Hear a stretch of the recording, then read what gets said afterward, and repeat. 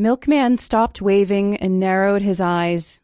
He could just make out Guitar's head and shoulders in the dark. "You want my life?" Milkman was not shouting now.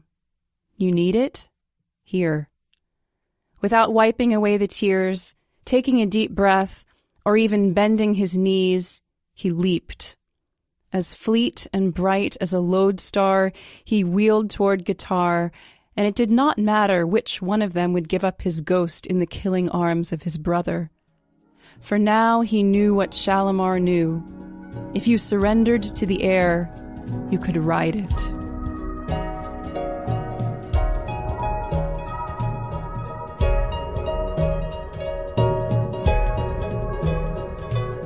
Hi, this is Nick, and welcome to another episode of the Books of Some Substance podcast, where today we're talking about Toni Morrison's Song of Solomon.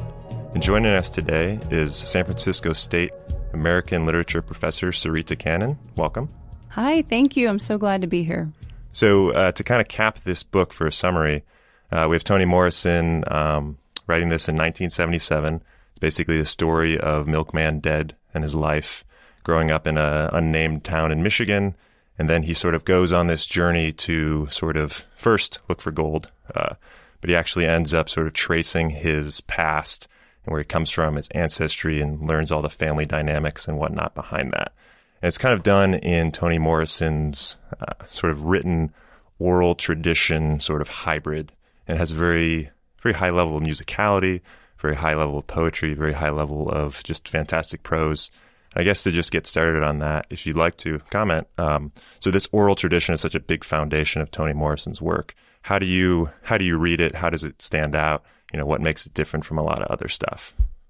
So Toni Morrison has talked a lot about how she sees the genre of the novel as replacing the storytelling oral tradition that has been so important in African and African American communities. And so throughout all of her novels, all of her 11 novels, she incorporates song, rhyme, music, poetry. And in this novel in particular, as the title suggests, there is a kind of musicality, not only in the lyricism of the prose, but also in terms of the actual song lyrics that are included throughout the novel. And these song lyrics serve as clues to Milkman on his search for identity. There are some moments, for example, when he is in the South and he hears children singing a nursery rhyme about Solomon and Jake and Rina, and he's trying to make sense of it. And it's only later that he realizes that they're referring to his ancestors.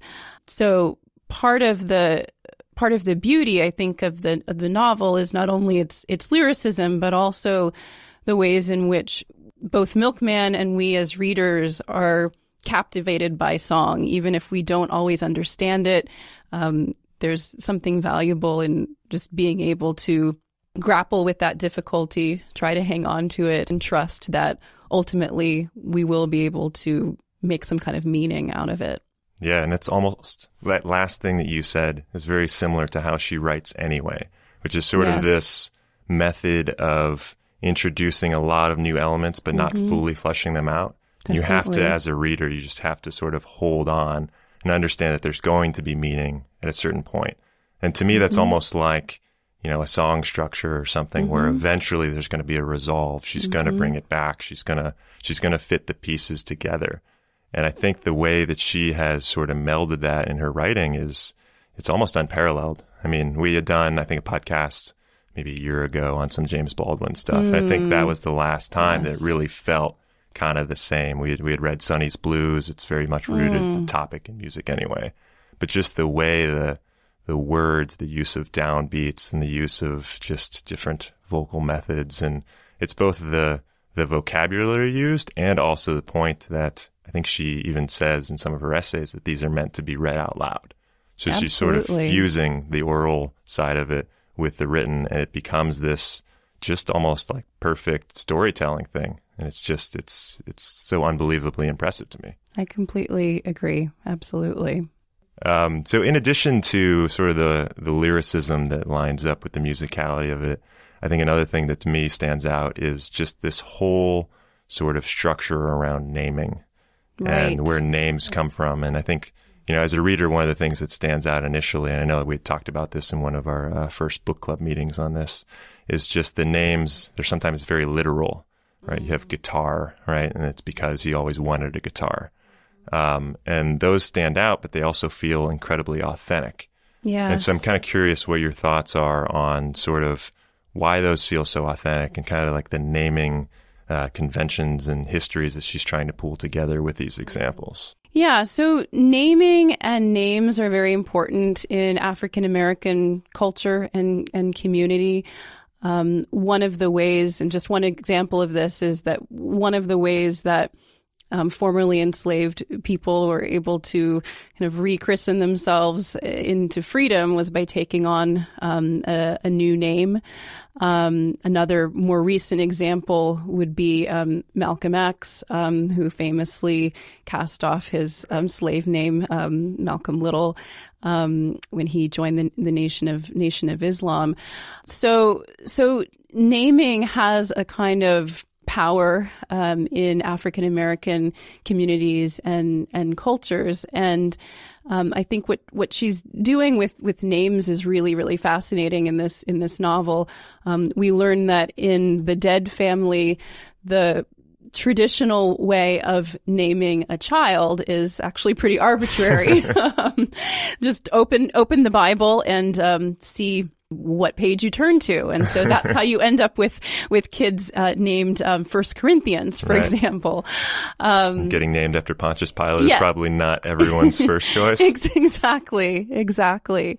And then there's also the example of Milkman's grandfather, who we know for most of the novel as Macon Dead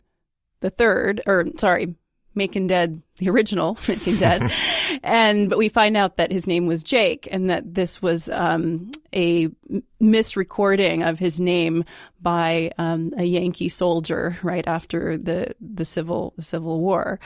So there are a lot of ways that she's playing with names, and I think Milkman is also particularly significant. I was just thinking about this the other day. So his name comes from the fact that his mother, Ruth, breastfeeds him for an extraordinarily long period until he's about 8. And one neighbor happens to see it, and it's also the town crier. Exactly. Spreads the news that he is a bona fide milkman, and this name for his father always feels very, very dirty and shameful. Yet there's a way in which I think especially in the second half of the novel, that the name transforms a little bit, in that he becomes a milkman for his people. He becomes this deliverer of knowledge, and brings back all of the knowledge that he learns on his journeys, brings it back to his family in Michigan. And we can also think about it in a biblical sense, thinking about the quest for the promised land and the search for milk and honey. And, I wouldn't necessarily say that, I'm not sure if I would say that the promised land is reached in this novel necessarily, but there's certainly an arc towards that. And there's a kind of growth that happens not only for Milkman, but also for his community. And I think that's an important part of his journey, that he is this is not just an individual quest, but he kind of understands himself within the context of his family, within the context of a larger community, within the context of people in the African diaspora. Yeah, so let's talk about that arc a little bit, and also some of the family dynamics. So another thing that kind of stood out to me of this is just how fully realized and fully fleshed out all of the dynamics are. I think I even read some commentary by Toni Morrison just talking about sometimes she's aware that when she's writing, she gets so into the imagining aspect of filling out those that she has to remind herself sometimes that minor characters are allowed to be minor characters. Yes, yes. But basically, there's no flat person in this story, even down to Porter, even down to Milkman's sisters, who don't really have as much of a light. They're all so fleshed out, and just the feeling of that, first as a reader, it's so all-encompassing. You're in that world. But also, I think she's trying to get at some things about family dynamics and Black patriarchy and all of those things. And I'm wondering, just kind of, as a Tomo expert, as you say, what are your reads into that? Because I've read some of her essays on sort of, there's an essay, I believe the title's, What a Black Woman Thinks About the Liberation Movement, right? And so a lot of stuff written around the 70s when this was written, and I can feel some of those ideas kind of pulsing in this novel, but I'm not totally sure if I pick up on them perfectly, if that makes sense. So I'm kind of curious. There's the dynamics of Pontius Pilate and her family. There's the dynamics of the Dead family, and like how do you read those fitting into the social context of being written in the 70s? It's a great question. So the novel takes place, it begins in 1931, which it actually starts on Toni Morrison's birthday. Milkman is born on her birthday, which always strikes me as being significant in some ways. And the bulk of the novel follows Milkman from the 30s through the 60s, a time of great change in the United States, but especially for Black families, Black people. And as Nick mentioned, it was published in 1977. So in this post-Black Power, post-civil rights movement, where those issues that are still very prevalent, but there was, I think, a sense of, for some people, of let's just move forward. We've come very far. Let's move forward in a positive way. Other people, especially Black feminists and feminists of color, were really critiquing the ways in which those civil rights movements did not privilege the voices of women and actually participated in replicating patriarchal values and systems. So I think what her focus on Black men in this novel feels really significant to me. And as Nick mentioned to me earlier, Morrison wrote this right after her father died, in an attempt to explore what men were, quote, really like. And I think the way that she is both able to help us perhaps sympathize with some of the struggles that Black men have faced and continue to face, but also to critique Black patriarchy, especially through the figure of Macon Dead II, who seems to have bought in wholesale to capitalism, patriarchy, and I would venture to say white supremacy as well, that evil trifecta. Kind of creates the American dream in a evil trifecta sense. Absolutely. Yeah. And I think part of Milkman's journey is trying to figure out where he stands in relationship to that. Early on in the novel, his father says, own things, then you can own people too, which is, especially chilling to hear a Black man, not that just a few generations removed from slavery, to say that to his son. Even as we might understand as readers that part of his desire to succeed financially is in order to avenge his father's death. His father, who was, basically lynched because of his prestige and his success financially. So I think Milkman is really trying to move away from that, or trying to understand his relationship to this particular version of Black manhood. Guitar represents another version of Black Black manhood that Morrison is struggling with, and that I think people still struggle with today. His involvement in the 7 Days, which is an organization made up of 7 Black men who avenge the deaths of Black people committed by white people, is a revolutionary movement, and but it's also one that Milkman is very suspicious of. And Guitar says, there's this one moment where Guitar says, it's not about hating Black people, it's about loving us. So that question of understanding revolutionary violent acts as an expression of love for one's people, one's community, I think is really, really provocative. Right. Yeah. So you just unpacked a lot of the psychological stuff of the novel, which is kind of, if I take a step back in literature, it's kind of one of my favorite topics in general. But I want to treat both of the things that you mentioned, sort of the Milkman's father and sort of avenging the death of his own father, and basically doing that through extreme capitalism as the one thing, and then Guitar's method of his own sort of rebellion or resistance. And they're both, to me, sort of critiques of how far some of these ideologies and things that you can get wrapped up in. And I think if you take the first one, I think there's a lot of literature around, how corrupt the American dream is. Yes. And I think this is an interesting take on it because it's within the African American community. And so, like you said, the quote that you read about you can eventually own people is twice as chilling as, within that context. Yes. And so following that through is just, to what extent is it actually okay to avenge the death of the father through basically so that the original dead was very successful in sort of taking back very large parcels of land and making them farmable and everything that was very enviable by the community. And so now, if you fast forward a generation, you have someone who's basically trying to buy up all of the property, rent to everyone. I guess slumlord would be potentially the term you would use. I think that's fair. But basically, no one likes him, has a terrible family structure. And so obviously went too far in one direction.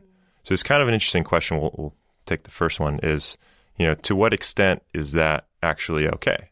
To what extent of a resistance against the thing that was so terrible, what level of self-reliance, what level of that is actually okay? And I think that's a good question that Toni Morrison is very capable of putting out there.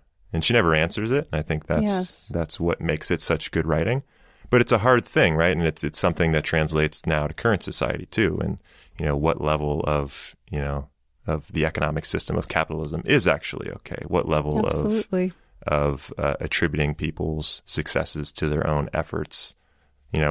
What's a reasonable thing? And I think that struck me as an excellent, just psychological example of the way that people are pushed and the extent that they're willing to go to meet that.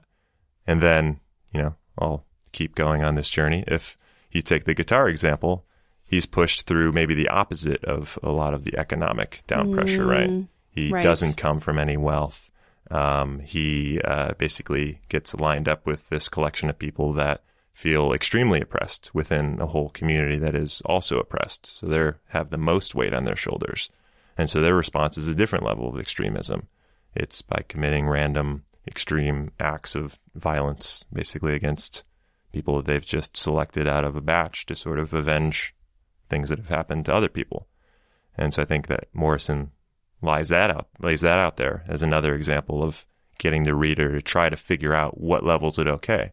So I think we all think that, avenging things, maybe if the act was so bad that it's okay, but she pushes it to an extreme that makes you feel a little bit uncomfortable. And Milkman also feels uncomfortable. He's a little bit skeptical. Yes. And so it's almost like he's been pulling in two different extremes, and he has to go on this journey to basically figure out where in between he lands.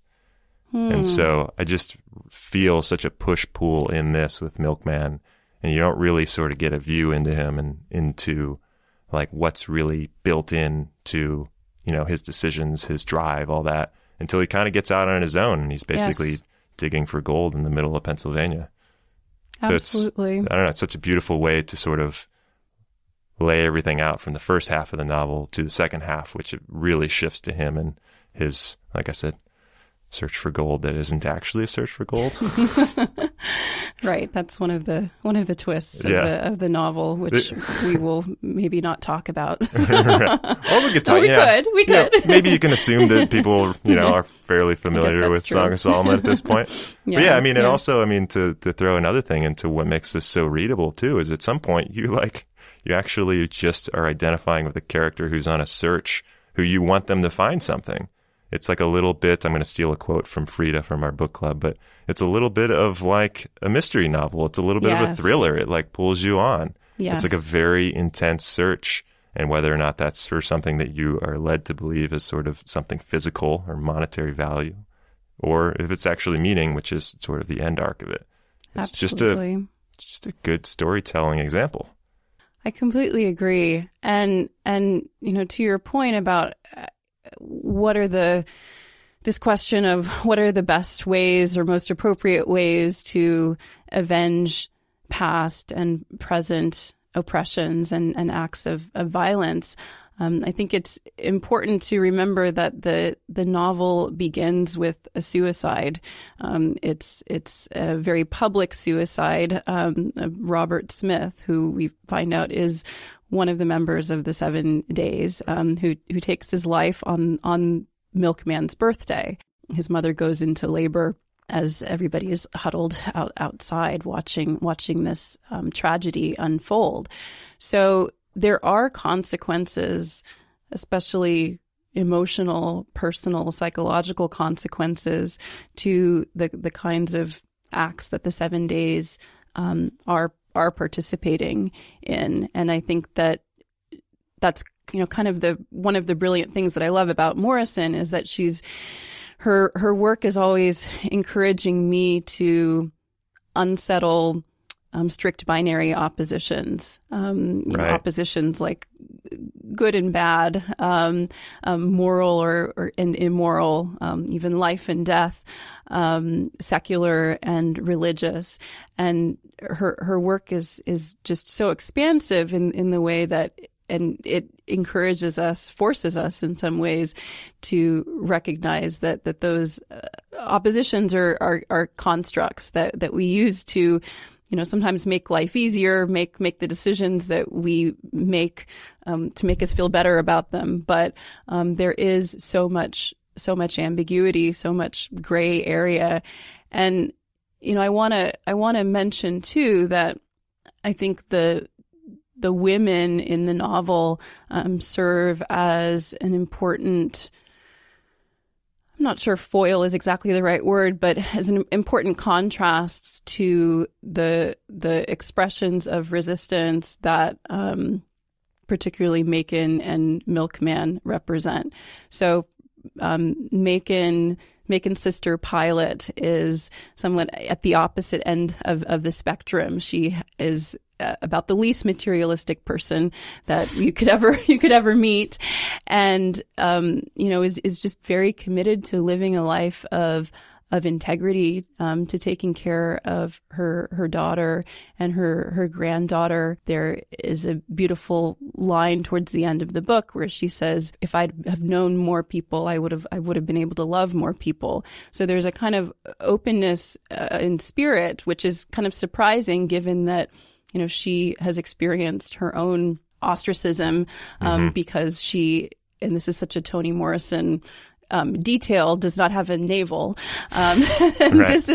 This is what drives her away from certain communities. People think that she's a witch, that she's crazy, that she's unnatural.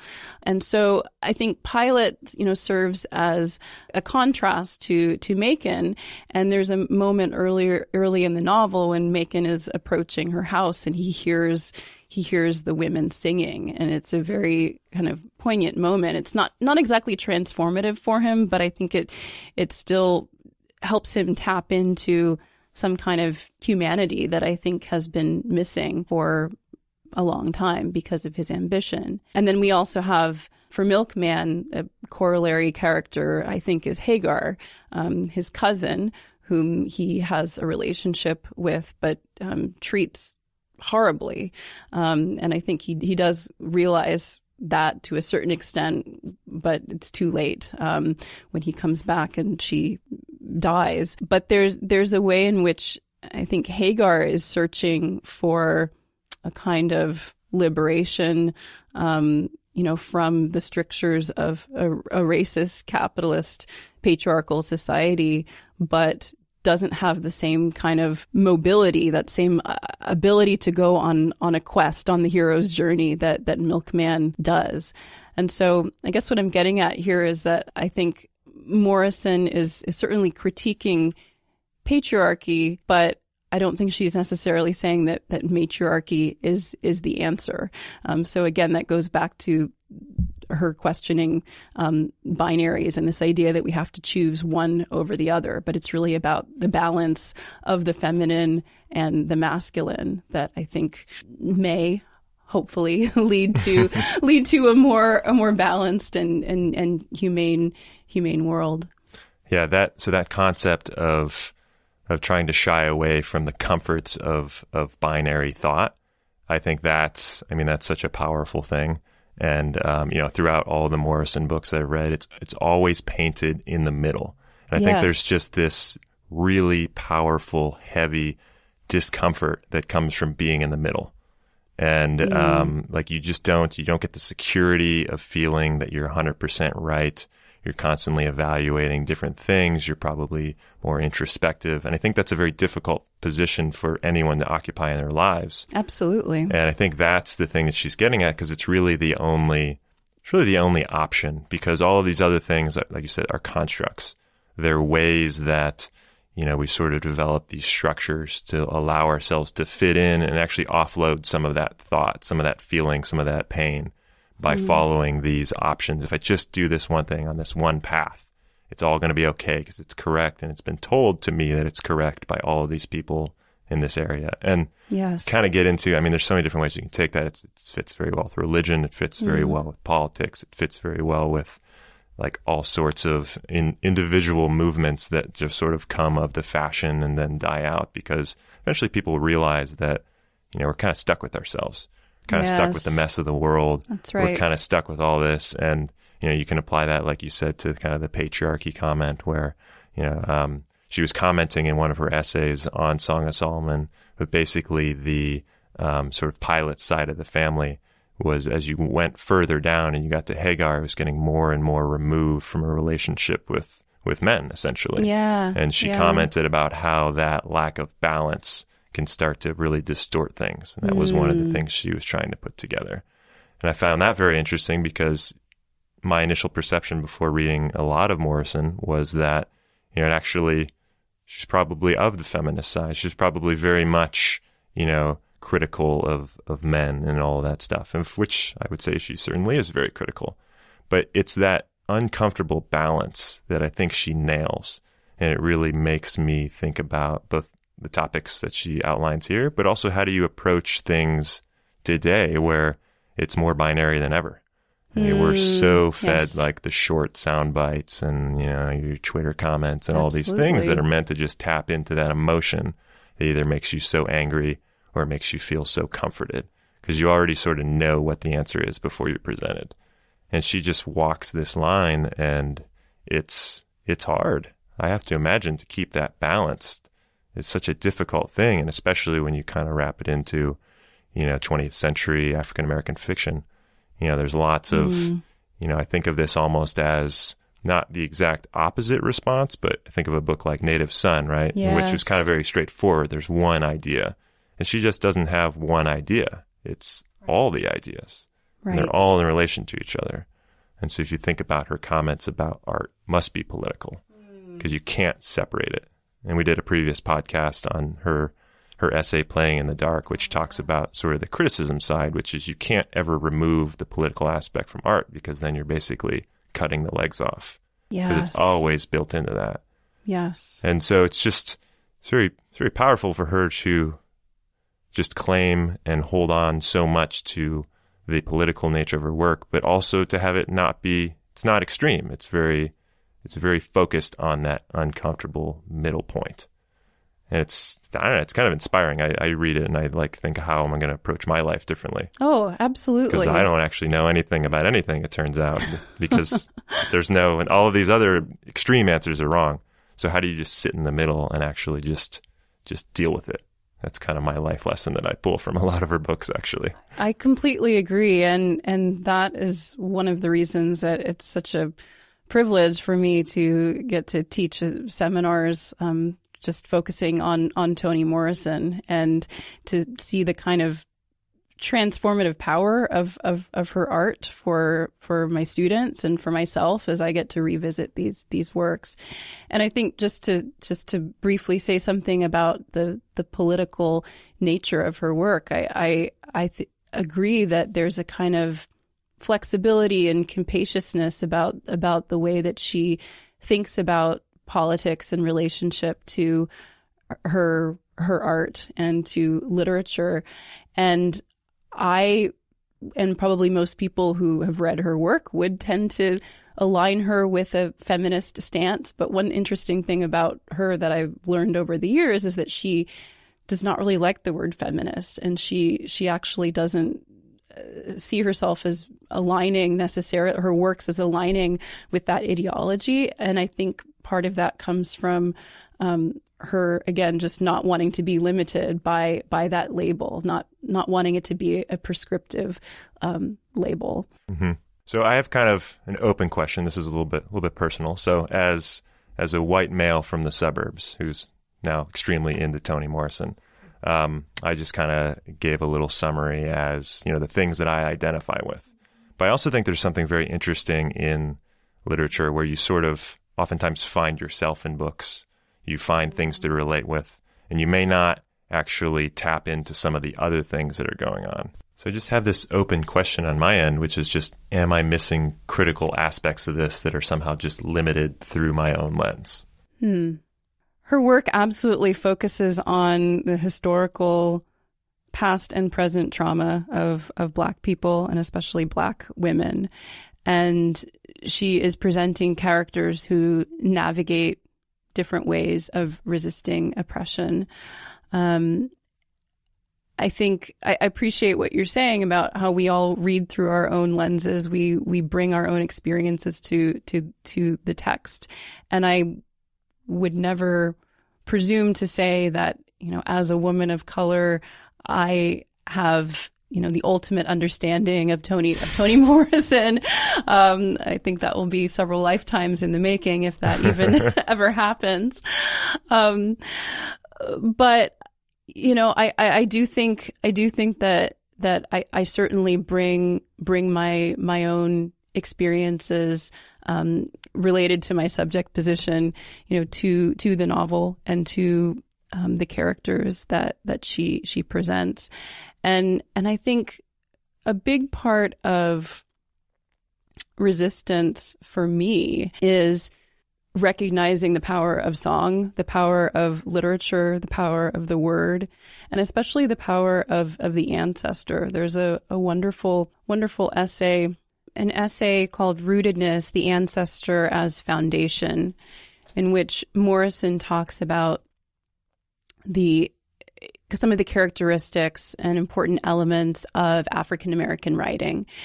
And she says that two of them are the oral quality and the participation of the reader and the chorus.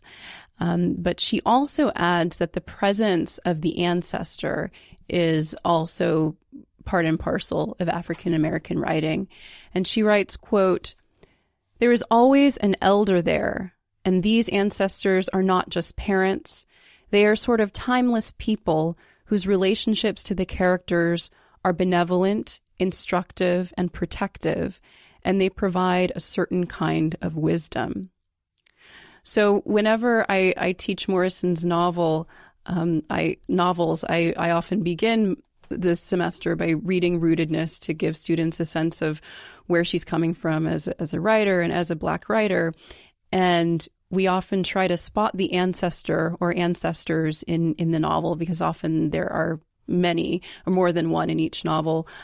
She has said that Pilot is definitely one of the ancestors, even though she's living. There is a sense that she carries this connection to the past, a connection that goes all the way to Africa. There's a moment where she talks about, the narrator talks about the palm wine that runs through the veins of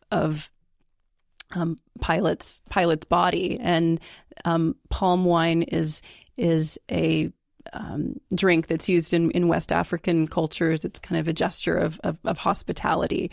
So there are other moments where we see her connection to Africa and to her more recent ancestors in the United States.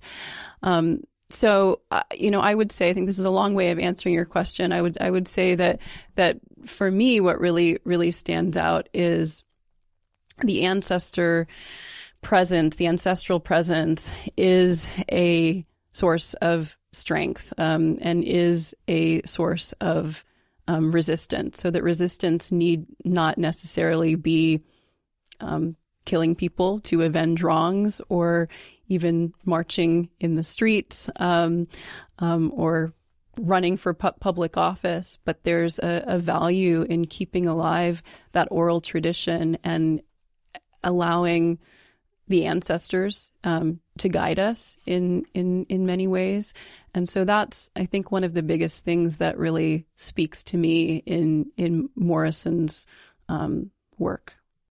Right. And so one of the things that I kind of understood as I was reading through some of her essays, I think I should also just note that I'm like pretty obsessed with her essays now, because they're beautiful. They clear up so many of like the themes. And as soon as she just like outlines these things, like, oh my God, exactly. That's what you've been doing. And it's so obvious now. Absolutely. And so you take Song of Solomon, which was written in the late 70s, and you take that oral tradition, the foundation of myth, all that stuff. So I just want to read a quote that she wrote. And this is, I guess, in the time period. So in the 70s, there's a lot of kind of trying to create a new myth, right? Trying to get rid of the old history, and as a way forward, doing a new myth. And so this is her comment on it. Let me explain what I mean about mysticism and reactionaryism. A few years ago, we were called upon to make new myths, to forge a new cosmology to live by. The assumption being either that we had no Afro-American myths, or that if we did, they were inferior. So we skipped over some 300 to 2,000 years of lived life to find a myth to our liking, or we made some up. Mostly we made some up. To deliberately create a myth is a contradiction in terms. A myth is whatever concept of truth or reality a whole people has arrived at over years of observation. It cannot be manufactured by a handful of people. It must be the collective creation of and acceptance by hordes of anonymous people. All the artists and intellectuals can do is record it. They can't make it. To make a myth and hand it to the people is simple propaganda, the difference between Hitler and Leadbelly.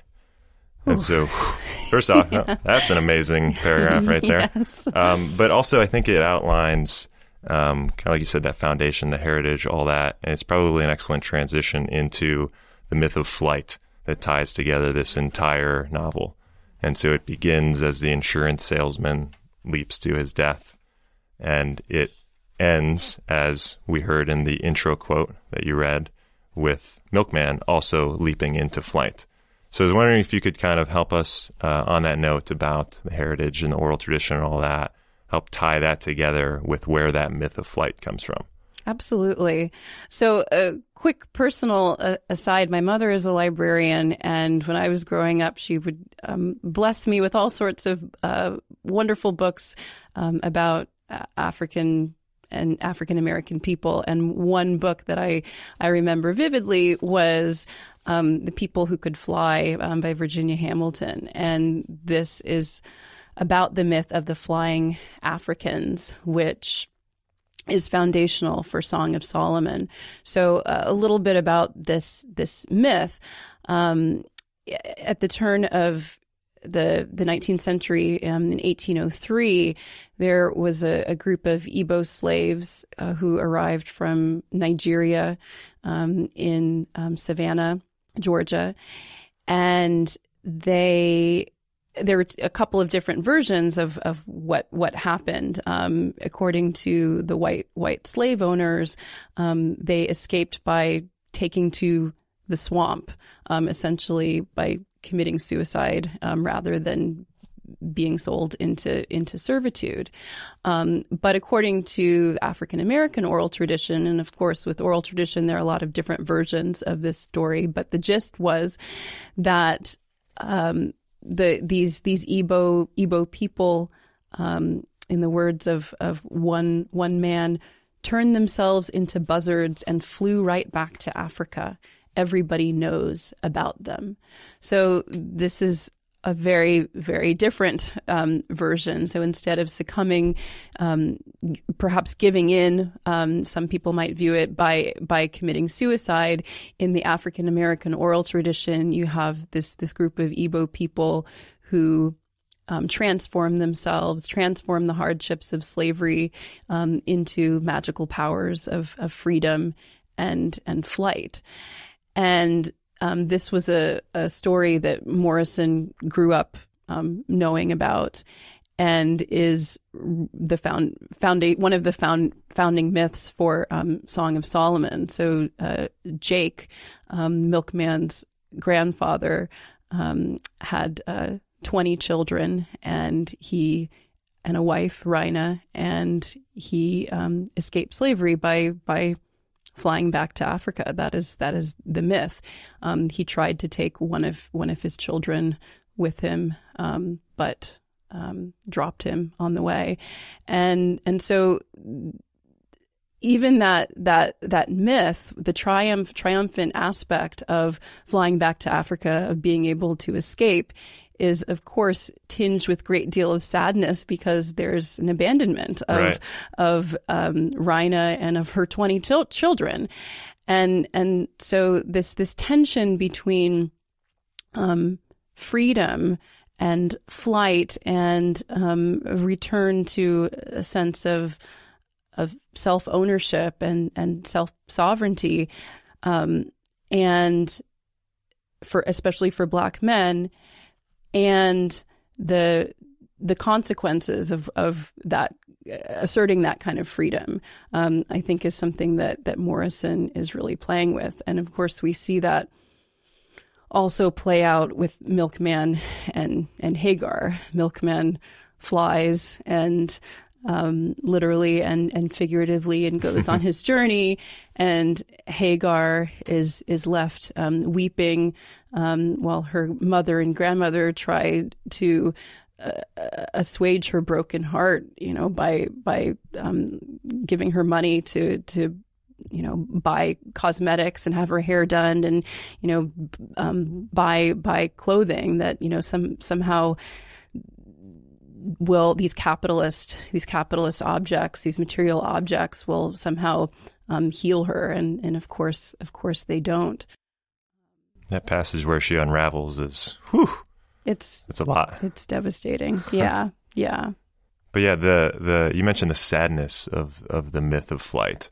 And I think one thing that at least my interpretation or something, maybe I picked up on, is when he finally figures it out, he triumphantly comes back home. Yes. And first off, encounters some of the problems that he's sort of contributed to, Hagar being number one, but also that nobody receives it with as much interest as he did himself. Yes. So it's almost like a good analogy for, like, even if you figure it out, it's still only a piece. It's not everything. It's only for you. It's not necessarily going to be the thing that fixes everything. Like, there's meaning in it, but it's also, Toni Morrison kind of walking that middle course. Is even if you find meaning, there's still all of this other pain, there's still all of this other heartbreak, all these other difficulties and problems. Oh, absolutely. It colors it, and that's basically the definition of the myth to start with. It's a balance between very terrible things and very empowering things. And it's almost what people did with that myth when he came back with it. He kind of encountered that same blend of it. And I thought that was awesome because, she ends the novel with like one of the most perfect last paragraphs in in literature. Yes. It's pretty excellent. Yes. But she also doesn't, it's not wrapped up into this perfect thing. It always leaves the reader trying to contemplate that line. Not at all. Yeah. And it's such again, going back to her essays that I'm obsessed with, where she talks about not answering the things, putting out the questions, but not the answers. It's just such a skill to do that, to know how far to take it, to lead the reader, to give them all of the tools, but not the final point. I completely agree. And I think that one of my favorite moments is when Milkman comes home very excited to share all of his knowledge, and Pilot slaps him. And that, to me, your interpretation of this sense that yes, he's found some of the answers, but not all of the answers, and hey guy, there's a lot that you've left behind here, that you need to take responsibility for, and so I just think that's such a powerful moment. And I also think that I can't remember which essay it is, but Morrison has said that her literature, as you mentioned, is meant to raise questions, right? It's not meant to be a recipe. It's not meant to be social science. She's not here to provide all of the answers. And I think that's one of the other things that I really appreciate about her work, is that she asks, and in some cases really demands an engagement, an intellectual, emotional, and I would say moral engagement from her readers that makes for a transformative experience if we are open to it. Yeah, it's so, again, the word that keeps coming up is balance, right? You listed off those three components, which to me are almost the three categories of literary works. Absolutely. Is it emotional? Is it moral? Is it, but she just does it all at the same time. And I even remember thinking, reading some of her other works before we did this one, reading Jazz, reading Beloved, Bluest Eye, things like that. I kind of had this feeling that I accepted that they were really excellent, but in a weird way, they weren't exactly what I wanted to be reading right now, because I think they pushed me on so many different levels. Yes. Because I know there's different sections of literature that I know what I'm going to get out of it. Maybe it's a purity of thought in this one category. And that you get that, or you get a certain style of prose that is just rewarding. You sort of learn over time that you can invest your time in reading in a certain way to get what you want out of it. And yes, you explore new things, but you're within a category. And the thing that was just incredible to me is they were kind of exhausting in a way. Yeah, they're not necessarily the most dense writing. It's not, it's not 6-page sentences. It's the dialogue is easy to laugh at sometimes. It's very inclusive. It's very all encompassing. She codes so much information into such simple things. Yes. She also talks about. But you're left with these big challenges, and you're left with this thing that critiques the American dream. It critiques sort of, like we said, a lot of the feminist politics happening in the 1970s. It critiques oppression. It wraps in African myth. It does all of these things at the same time, and it's kind of a lot to handle if you're really authentically putting yourself in there to try to figure it out. And I think I'll always appreciate it. And it's kind of a weird comment to say it wasn't what I wanted to be reading, but I think that's also what books are supposed to do. Oh yeah. They're supposed to open up those categories. They're supposed to push you in different ways. Absolutely. And I think, this is easily one of my most favorite books that we've read as part of the Boss thing. Wonderful. And so it's just, I guess we normally kind of wrap up things with, this is a very rhetorical question at this point, but we used to, or sometimes still do, ask, is this a book of some substance? Which is a stupid question, because obviously the answer is yes. Yeah. And even as we're, reading this in the book club in San Francisco, everyone's just kind of floored by it. So it's almost like how to rephrase that question as, what do we do with this now that we have it? And it's, I guess, 40 years later, some of the things are still incredibly relevant and of the present, all of these current tensions. What do you do moving forward reading Toni Morrison in 2018? Obviously, she's still writing. But with this book that just, like I said, 40 years have gone by and it's still just amazingly powerful. What do you do? Do you just try to get everyone you know to read this book? Do you take it on a personal level and try to develop some introspection out of it?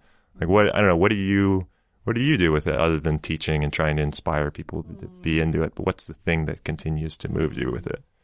That's such a powerful question.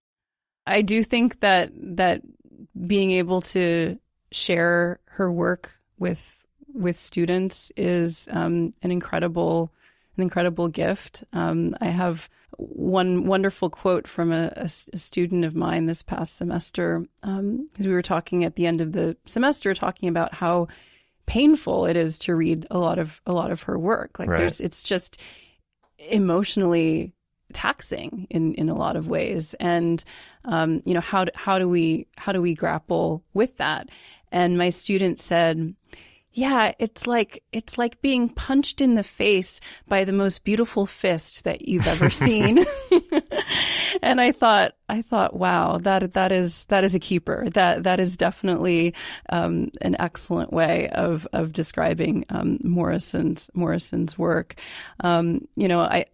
I think certainly spreading the Morrison gospel and encouraging more people to read her work is really important, and especially people who are not part of the African American community. I mean, I think she is in a lot of ways writing for Black people and filling a kind of gap that she sees in Black life, as you know, as I said earlier, that we don't necessarily have these spaces for storytelling and for passing on these traditions, and so the novel can kind of serve that function.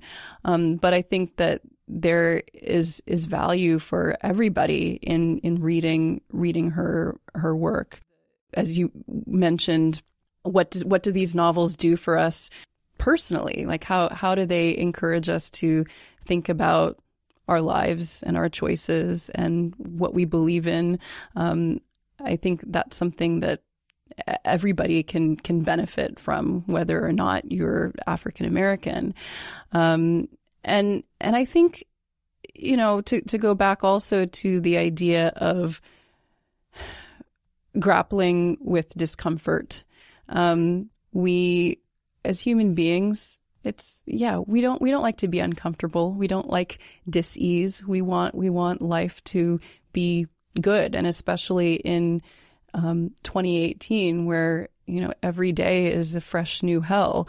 I think it can be tempting to resort to works of art and literature that allow us to escape that. And I think there's certainly a place for that. And I would never judge anybody, for wanting to take a break. Take a break. Exactly.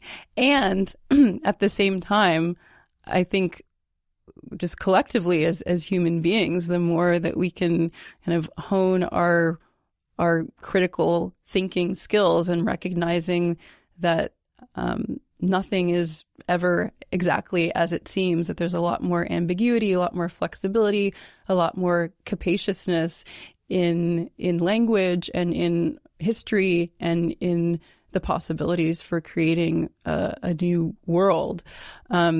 I think that Morrison's work on a very personal level encourages me to think in a more optimistic way, which feels very weird to say in this right. moment, but she does. Her work absolutely does.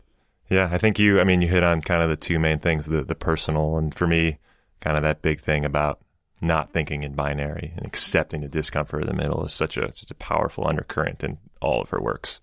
Yes. But then also, it's always a very informative and a big learning experience for me to be reading works like Toni Morrison, because it really gives a view into a world that in my own personal life I haven't really seen. Absolutely. And it's actually, especially, given the history, given the time period we're in, it's actually a little bit trying as yes. a white male learning about a lot of this stuff and realizing that you're kind of a part of it. Absolutely. Or you're part of the greater context that sort of created this thing. I think that's a very difficult thing. It's a very difficult thing to say out loud.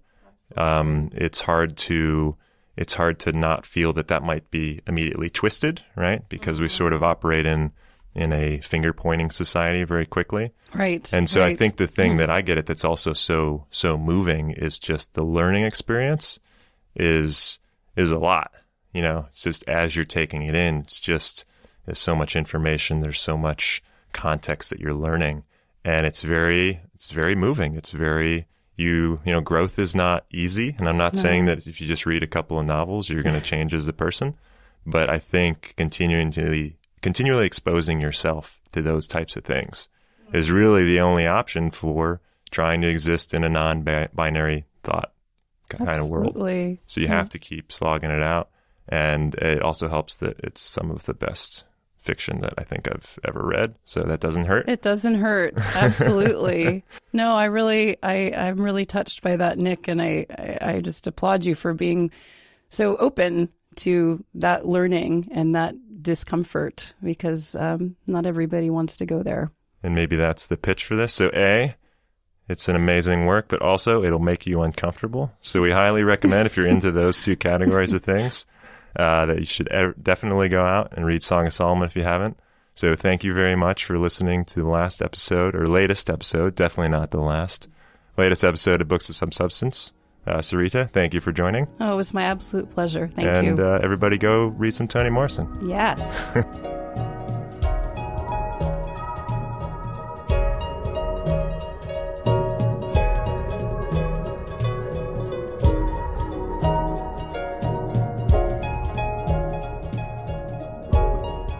He went back to his father's office, got some cash out of the safe, and wrote Hagar a nice letter which ended, "Also, I want to thank you.